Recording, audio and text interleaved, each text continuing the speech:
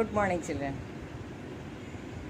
श्रुति सम भिन्नार्थक के बाद हम लोग अब विलोम शब्द पढ़ेंगे। विलोम शब्द जिसे हम उल्टा शब्द भी कहते हैं, विपरीतार्थक भी कहते हैं और अंग्रेजी में उसे अपोजिट वर्ड्स भी कहते हैं। आप अंग्रेजी में भी पढ़े हुए हैं और पढ़ रहे हैं और हिंदी में भी।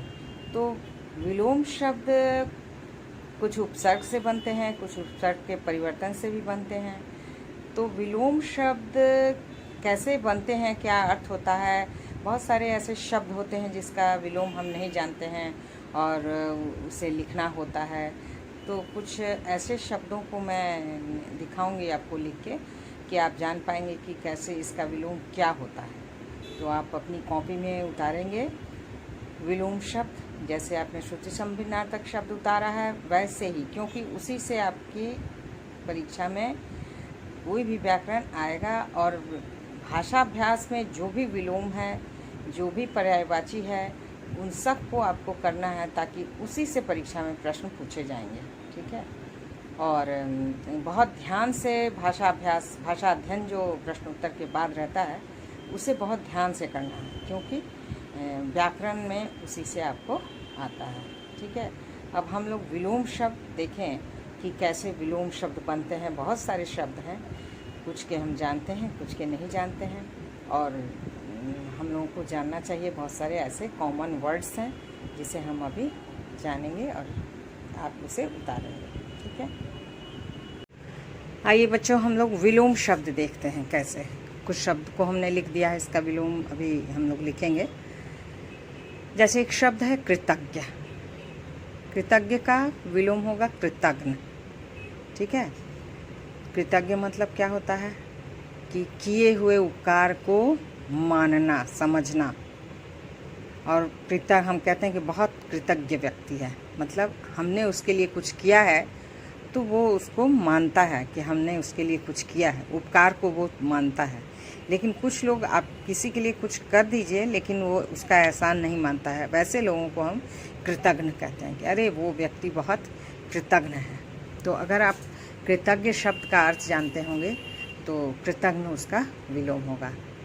अपेक्षा। अपेक्षा हम उसको कहते हैं जिससे हम कुछ आशा करते हैं।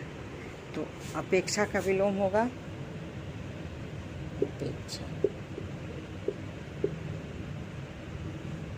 अथ। अथ किसको कहते हैं? अथ मतलब शुरू। जैसे महाभारत में आप देखते होंगे कि अथ श्री महाभारत कथा, मतलब शुरुआत। अथ का विलोम होगा इति। ठीक है। वैसे ही है उदार। उदार का अनुदार। ठीक है। उदार किसको कहते हैं आप जानते हैं? बहुत दयालु व्यक्ति। उदार, कोई कुछ मांगे तो तुरंत दे देना। कृपण भी होता है उसका, इसका एक वर्ड कृपण भी है, कंजूस। ठीक है। उदार, अनुदार, कृपण। जड़। जड़ एक शब्द है, उसका होगा चेतन। कहते हैं ना कि वो बहुत जड़ बुद्धि है, उसमें चेतना नाम की चीज़ नहीं है। मूर्ख, तो उसका होगा चेतन। जड़ का चेतन, समझ रहे हैं? ये ऐसे ही अज्ञ है, कुछ नहीं जानने वाला, उसका होगा विज्ञ। सब जानना चाहिए। अज्ञ, विज्ञ, समझ रहे हैं आप? अज्ञ मतलब क्या हुआ, विज्ञ मतलब घृणा।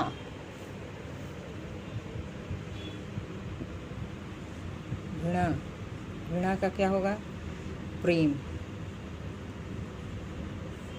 ठीक है। घृणा का विलोम क्या होता है? प्रेम। वैसे ही और भी बहुत सारे शब्द हैं।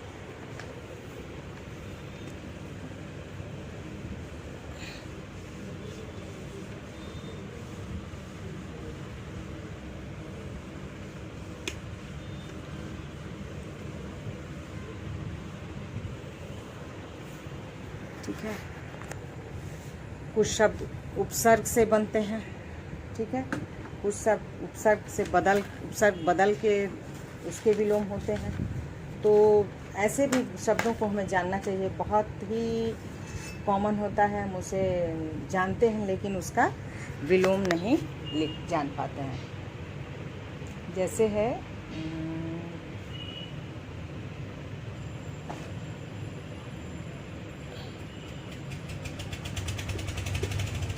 प्राचीन।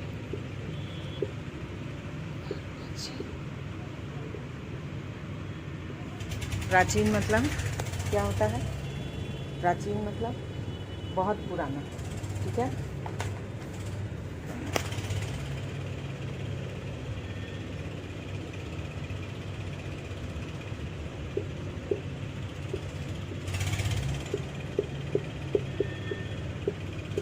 गौण कहते हैं बहुत प्रमुख है, तो फिर कहेंगे नहीं गौण।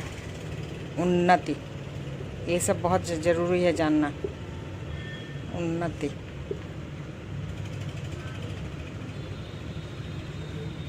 अवनति, ठीक है। उन्नति, अवनति, ये बहुत कॉमन वर्ड है। सरस कहेंगे वो बहुत सरस व्यक्ति है, वो बहुत नीरस है। सरस का विलोम नीरस। सरस मतलब उससे बात कीजिए तो बहुत मन लगेगा, अच्छी अच्छी बातें करेगा, और किसी से बात कीजिएगा तो वो बड़ा नीरस बात करेगा, आपको हमेशा निगेटिव बात बताएगा। स्वदेश जानिए, कहते हैं ना हमें स्वदेशी चीज़ें यूज़ करनी चाहिए। स्वदेश का क्या होगा विलोम? विदेश।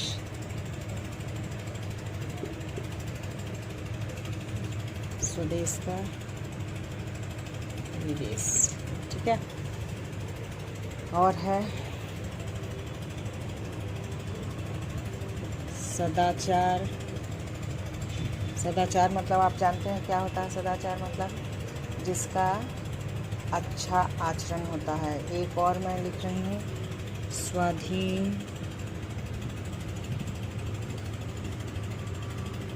स्वाधीन मतलब आप जानते हैं क्या होता है?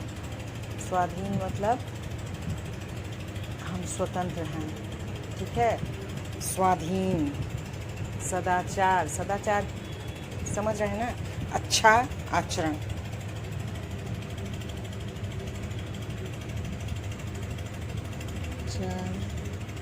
स्वाधीन, पराधीन।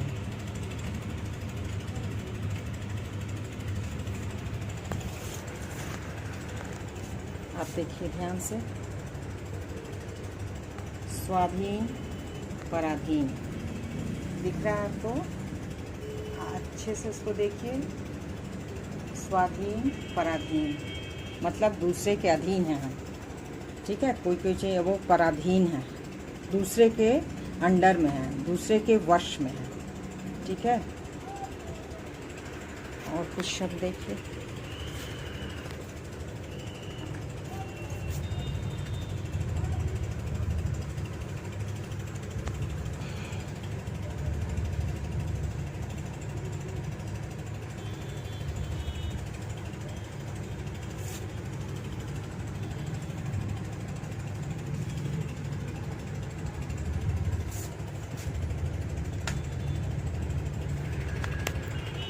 अब और जो है बहुत है कॉमन, जैसे अनुराग का क्या होगा? विराग। अनुराग, विराग कहते हैं हमको बहुत। अनुराग मतलब प्रेम, विराग मतलब हमें उससे वैराग्य। आगम, सुगम,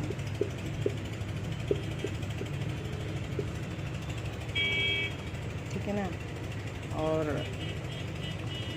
अनुकूल क्या होगा? प्रतिकूल। वो मेरे अनुकूल है, आप कह सकते हैं नहीं मेरे प्रतिकूल है, उल्टा है, ठीक है। अनुकूल, प्रतिकूल, ठीक है। उत्कर्ष, अपकर्ष,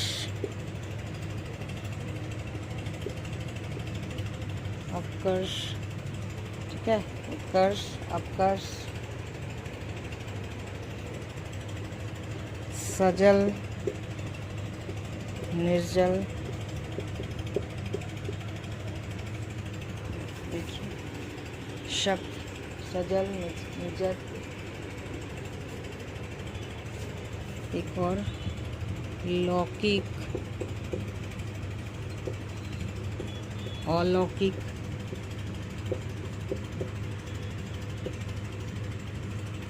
ठीक है।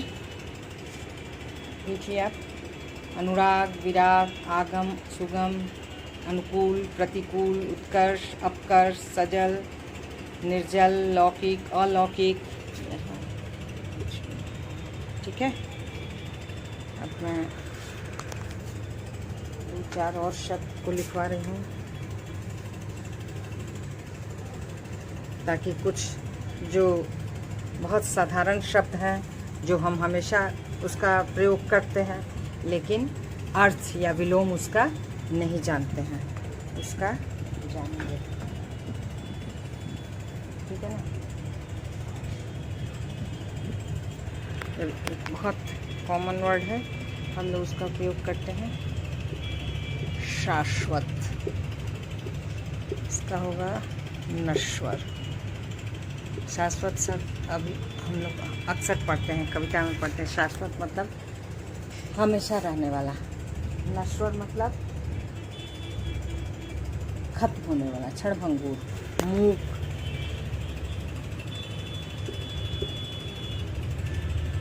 वाचाल, ठीक है। और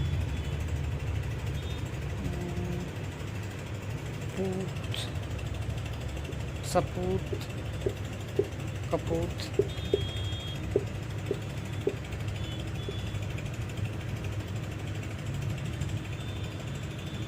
क्या कपूत। ऐसे और भी वर्ड हैं, सजीव, निर्जीव, ठीक है।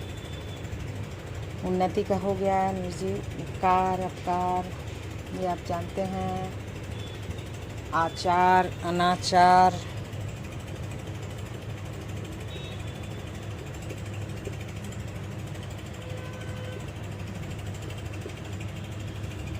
ठीक है।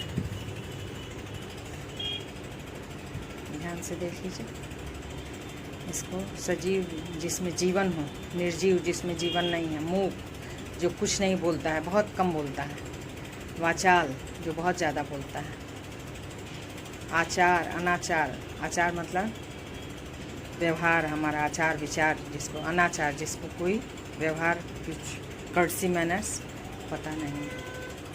क्या देखते हैं फिर आगे दूसरी क्लास में हम फिर कुछ और नए शब्दों को बताएंगे, ठीक है।